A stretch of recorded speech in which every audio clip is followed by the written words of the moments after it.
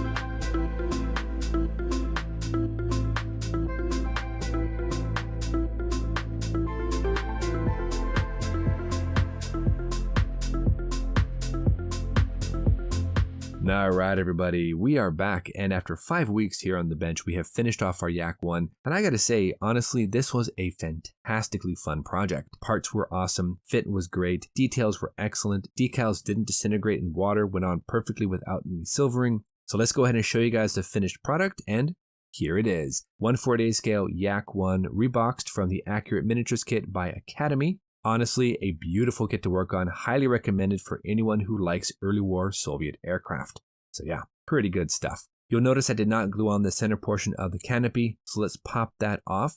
And I'm going to zoom in and we'll take a look at some of the details because this kit comes with awesome amounts of detail right out of the box, so pretty good stuff. Though zooming in, you will notice I did add in some seat belts. These are 3D printed from Kit's World. I've never used them before, but they worked great, so I might come back and use them again. Interior of the cockpit was right out of the box. Detail is great on this model kit. Moving up to the front of the aircraft, I did a little bit of weathering and I tried to do a little bit of dry brushing there on the propeller blades, dusting here and there, pulled in some chipping. I really went very, very subtle with chipping. I didn't want to go too crazy with that because you can go overboard very quickly. Other side as well, tried to add in a little bit of chips here and there. Again, these aircraft were a combination of metal, fabric, and wood, so I only tried to chip up the metal portions of the aircraft using references, so had to be real careful with that. Undersurface of the aircraft, as you can see, I did leave it a little bit on the dirty side. I went in and I added in some chipping and some oil staining around different panels, and also oil staining on the lower portion of the cowling. I've heard these engines leak quite a bit of oil, so I wanted to add in a little bit of oil staining here and there, a little bit of oil seepage between the different panels and around the bolts and whatnot. I think it looks okay. It's not perfect, but I'm happy with it. I think it's pretty cool. Moving on, of course, we do have these nice little dials we have in the wings. Those are just decals with our clear parts right on top of that, so nothing too fancy. Worked out pretty decently. Now, if you remember, I did have a little bit of work there on the back portion of the decking behind the pilot seat. You can kind of see through those little windows and you can get some of the structural detailing in there. Nothing too crazy though, but I think removing that panel was a great step to take. So I am very happy with that. I added in the aerials, as you can see right here, has a nice little twin lead going back, and the decals 100% way better than most Academy kits I have built. So I'm very happy with that. My final verdict for this model kit is, guys, this model kit is highly recommended to anybody who loves Soviet aircraft, especially early war Soviet aircraft. The kit doesn't break the bank. I think it's like $25 to $30 depending on where you find it. Super easy to build. Part fit was great. Details were great. Be assured you're going to get a great model out of it. But that is it, guys. We are done, and I'm kind of sad, to be honest. This was a fantastic build to work on. Super chill. Didn't have any real issues with it. I think this is a great calm before the storm. Because you guys know, now that we're done with this, for the next couple of weeks, we're going to focus on our 12 Sprues of Kitmas holiday build series. So that's going to be hectic. Hopefully a lot of fun. We're going to try our best to get that going and finish within the month of December, but I can't make any promises. We'll have to see how it comes out. But until our next episode, guys, thank you so much for watching. You guys know the drill. Go out there, get yourself some bench time, have some fun, build something cool, and we'll see you back here next week for the beginning of the 12 Sprues of Kitmas. Thanks for watching, everybody. Take care of yourselves, and we'll see you soon.